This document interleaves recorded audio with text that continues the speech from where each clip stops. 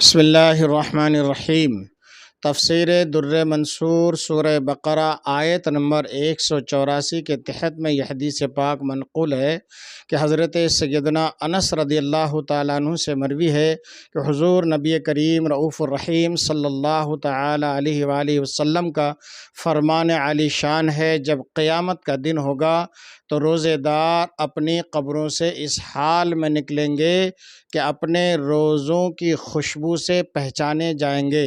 ان کے منہ کی بو مشک کی خوشبو سے زیادہ پاکیزہ ہوگی۔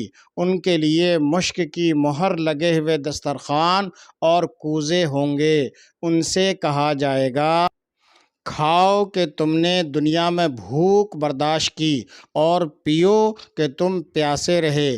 لوگوں کو ان کے حال پر چھوڑ دو اور تم آرام کرو کہ تم نے میرے لیے تھکاوٹ برداشت کی جبکہ لوگ آرام میں تھے۔